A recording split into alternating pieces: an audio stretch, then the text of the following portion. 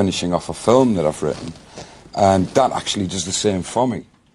Bienvenue à tous sur Icônes, un silence, le lieu où nous écoutons les murmures de l'histoire et les vérités cachées derrière les légendes. Aujourd'hui, nous allons raconter l'histoire d'un adieu qui résonne comme une révélation brutale. Imaginez un homme au crépuscule de sa vie, un homme dont la voix rauque et mélancolique a bercé des millions d'âmes à travers le monde, particulièrement ici en France où il était adoré comme l'un des nôtres. Cet homme est Chris Rea. Nous connaissons tous ces mélodies inoubliables, de la douceur de Joséphine à la tristesse infinie de The Road to Hell. Pourtant, 3 jours seulement avant de s'éteindre, alors que son corps était brisé par des années de lutte, Chris Rea a brisé le silence pour nous offrir un dernier paradoxe, une vérité si troublante qu'elle remet en question tout ce que nous pensions savoir sur le succès. Dans un dernier souffle de lucidité, il a déclaré que le cancer, cette maladie impitoyable qui l'a tourmenté pendant des décennies, n'était pas son bourreau, mais son sauveur. Comment une telle chose est-elle possible? Comment un fléau mortel peut-il être perçu comme une bénédiction? Cette confession choquante nous oblige à nous poser des questions douloureuses. Si la maladie était son salut, alors qu'est-ce qui représentait son véritable enfer? Était-ce la gloire? Était-ce l'argent? Ou était-ce ces figures de l'ombre qui l'ont manipulé pendant tant d'années?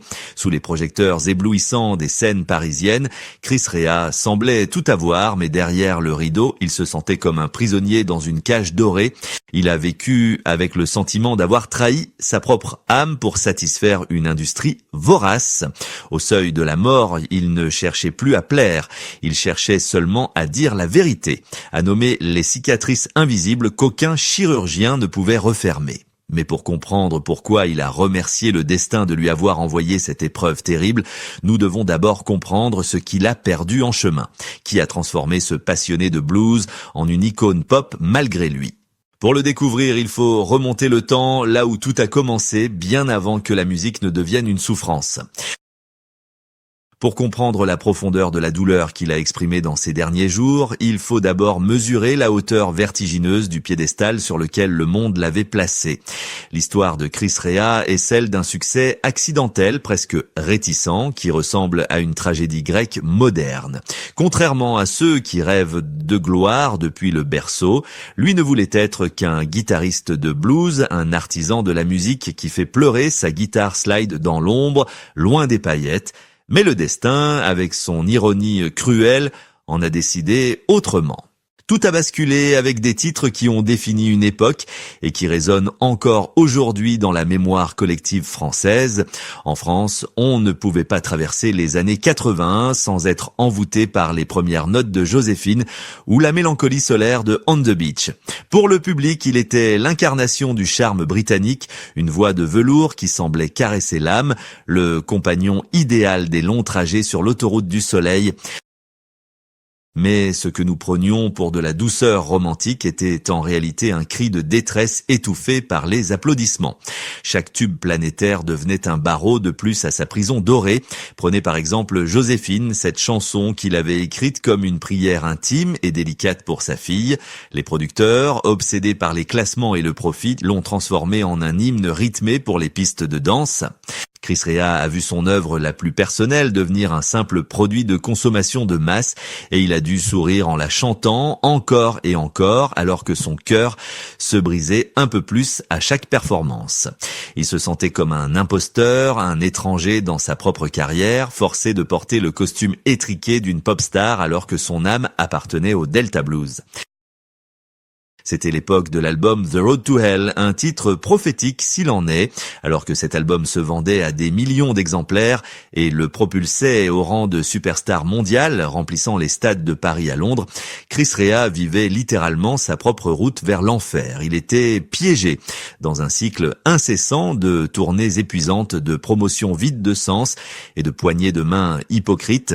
Il était entouré de gens qui aimaient l'argent que sa voix générait, mais qui se moquaient éperdument de l'homme qui la portait. La France l'adulait, l'Europe était à ses pieds, mais lui se sentait plus seul que jamais au milieu de la foule, noyé sous une adoration qui ne s'adressait pas au vrai Chris, mais à l'image commerciale qu'on avait fabriquée de lui. C'était une période de gloire absolue, une période où l'argent coulait à flot, mais c'était aussi le moment où il a commencé à mourir de l'intérieur, car l'industrie musicale avait réussi à capturer son talent tout en étouffant son essence. Cependant, personne ne pouvait se douter que le véritable cauchemar n'était pas encore là, alors qu'il luttait en silence contre ses démons artistiques. Un ennemi bien plus redoutable et tangible grandissait secrètement dans son corps, prêt à lui présenter une facture que la gloire ne pourrait jamais payer.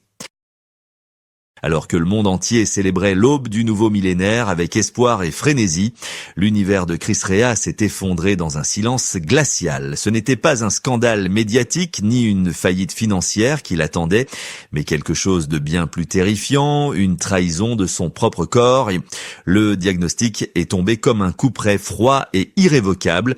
C'était un cancer du pancréas agressif.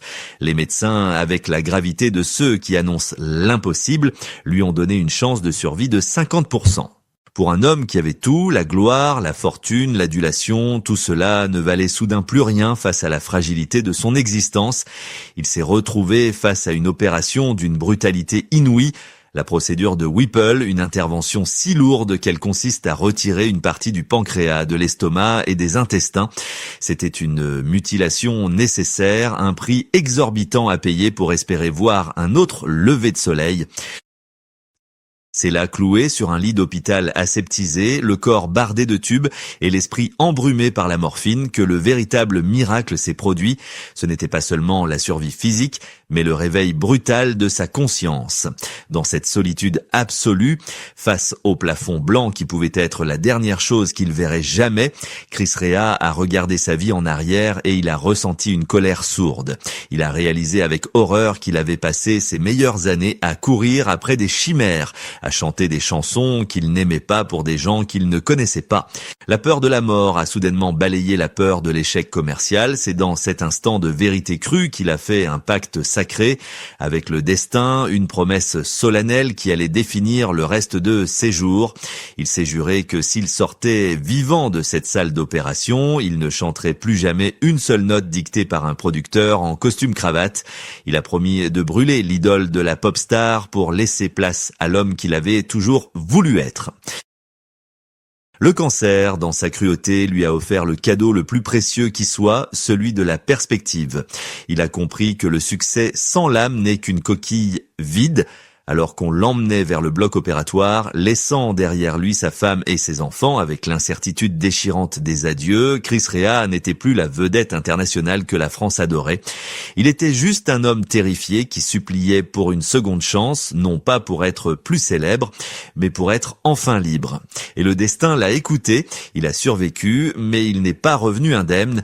Il s'est réveillé avec un corps meurtri, dépendant de médicaments pour chaque repas, mais avec une volonté de faire. Cependant, le monde extérieur, et particulièrement l'industrie musicale impitoyable, n'était pas prêt pour ce nouveau Chris Rea. Ils attendaient le retour de la machine à tubes, mais ils allaient se heurter à un mur de refus intransigeant. Le combat contre la maladie était gagné, mais la guerre pour sa liberté artistique ne faisait que commencer et elle allait lui coûter très cher. Le survivant qui est revenu à la vie n'était plus le docile serviteur de la pop musique que les maisons de disques connaissaient. Les directeurs artistiques l'attendaient avec impatience, des contrats lucratifs à la main, espérant qu'il produirait une suite facile à ses grands succès pour remplir à nouveau les caisses. Mais Chris Rea les a regardés droit dans les yeux et a dit non. C'était un non retentissant, un refus catégorique de continuer à jouer le jeu de l'hypocrisie. Il a posé sur la table un projet qui semblait relever de la folie pure pour n'importe quel comptable de l'industrie, un coffret monumental de 11 albums entièrement dédiés au blues, sans aucun tube radio, sans concession commerciale. Pour l'industrie, c'était un suicide professionnel. Ils lui ont dit qu'il était fini, que personne n'écouterait ça, que la maladie lui avait fait perdre la raison. La réaction de l'industrie fut glaciale. Ceux qui l'avaient encensé hier lui tournaient désormais le dos, le traitant comme un vieil oncle excentrique qui avait perdu le sens des réalités. Mais Chris Rea n'avait pas perdu la raison, il avait retrouvé son âme. Face au refus des producteurs de financer ce qu'ils appelaient un désastre annoncé, il a pris une décision radicale qui prouvait sa détermination. Lui, le grand passionné de courses automobiles, a vendu ses précieuses Ferrari, ses symboles ultimes de sa réussite matérielle. Il a liquidé les trophées de sa gloire passée pour financer avec son propre argent sa liberté future. C'était un geste d'une beauté tragique et puissante. Il échangeait la vitesse et le luxe contre l'authenticité et la vérité. Il s'est enfermé en studio, travaillant jour et nuit, peignant lui-même les pochettes de ses disques, libéré enfin du regard inquisiteur des marketeurs. Il a produit Blue Guitar, une œuvre massive, brute et magnifique, qui n'était pas faite pour les hit-parades, mais pour l'éternité. Bien sûr, les ventes n'étaient plus les mêmes. Les stades gigantesques ont laissé place à des salles plus intimes et les projecteurs se sont fait plus discrets. Une partie du grand public habitué à ces balades douces ne l'a pas suivi sur ce chemin escarpé. Il a connu la solitude de celui qui marche à contre-courant, l'isolement de l'artiste qui refuse de se prostituer. Mais pour la première fois de sa vie, lorsqu'il posait sa tête sur l'oreiller le soir, malgré la douleur physique persistante, il dormait avec la conscience tranquille d'un homme libre. Il avait perdu la faveur des médias de masse, mais il avait gagné quelque chose que l'argent ne peut pas acheter, le respect de lui-même. Cependant, le monde n'avait pas encore entendu son dernier mot. Alors que ses forces déclinaient avec l'âge, Chris Rea préparait une dernière révélation, un message final pour ceux qui l'avaient jugé et surtout pour ceux qui l'avaient aimé sans jamais vraiment le connaître. Au crépuscule de son existence, alors que les forces l'abandonnaient, peu à peu, Chris Rea a choisi de ne pas partir en silence. Il aurait pu se contenter de recevoir les hommages et les fleurs, mais il a préféré utiliser son dernier souffle pour une tâche bien plus difficile et nécessaire, celle de la vérité.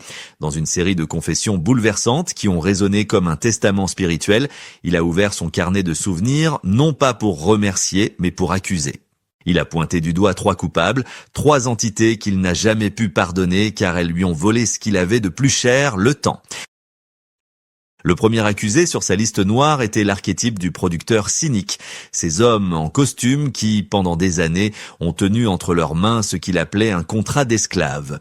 Il a raconté avec amertume comment on l'avait forcé à sourire sur des plateaux de télévision alors qu'il voulait hurler, comment on l'avait menacé de briser sa carrière s'il osait changer une seule note de la partition commerciale.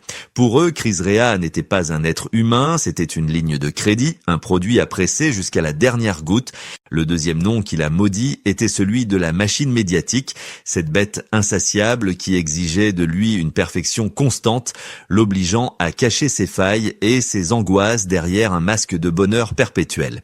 Ils ont vendu au public l'image d'un homme comblé alors qu'il se sentait vide.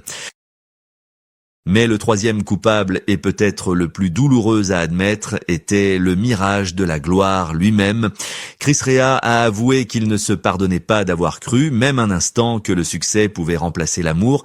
Il a parlé avec des larmes dans la voix de ses années perdues, loin de sa famille, de ses anniversaires manqués parce qu'il devait être sur scène à l'autre bout du monde pour chanter des chansons qu'il détestait. C'était là sa plus grande blessure, irréparable. Cependant, au milieu de ces accusations, il a réaffirmé son paradoxe salvateur.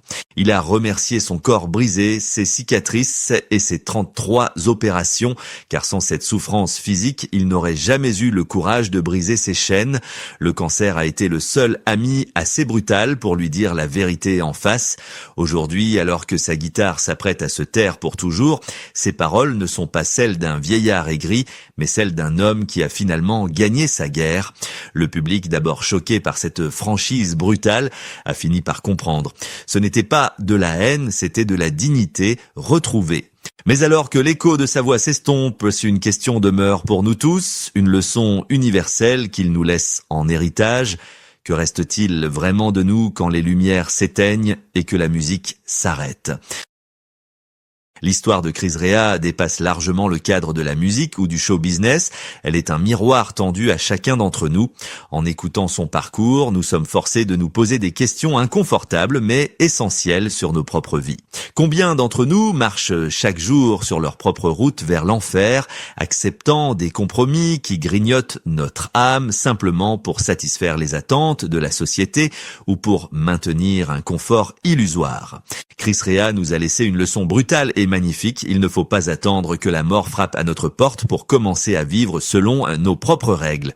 Il a dû perdre une partie de son corps pour retrouver l'intégrité de son esprit, mais son sacrifice est devenu notre avertissement. Aujourd'hui, alors que nous lui disons adieu, ne nous souvenons pas seulement de lui comme de l'homme qui a chanté Joséphine ou On the Beach. Souvenons-nous de lui comme du guerrier qui a osé dire non à une industrie toute puissante, comme de l'artiste qui a brûlé ses vaisseaux pour ne pas vendre son âme. Sa véritable œuvre majeure n'est pas un disque de platine accroché au mur, mais le courage dont il a fait preuve en choisissant la liberté contre la facilité. Il nous rappelle que derrière chaque idole que nous vénérons, il y a un être humain fragile qui cherche, comme nous tous, à être aimé pour ce qu'il est vraiment et non pour l'image qu'il projette.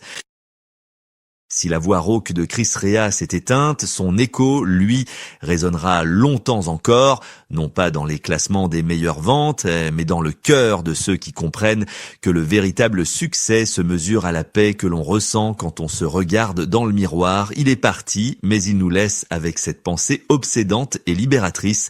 La vie est trop courte pour chanter la chanson de quelqu'un d'autre. Merci Chris pour la musique, mais surtout merci pour la vérité. Et vous qui nous écoutez, quelle est la vérité que vous n'avez pas encore osé dire ? Avant de partir, n'oubliez pas que chaque histoire mérite d'être entendue. Et ici, sur Icônes un silence, nous continuerons à donner une voix à ceux qui ont marqué l'histoire. Abonnez-vous pour ne manquer aucun de nos prochains récits et partagez cette vidéo pour honorer la mémoire d'un homme qui a enfin trouvé sa route vers le paradis.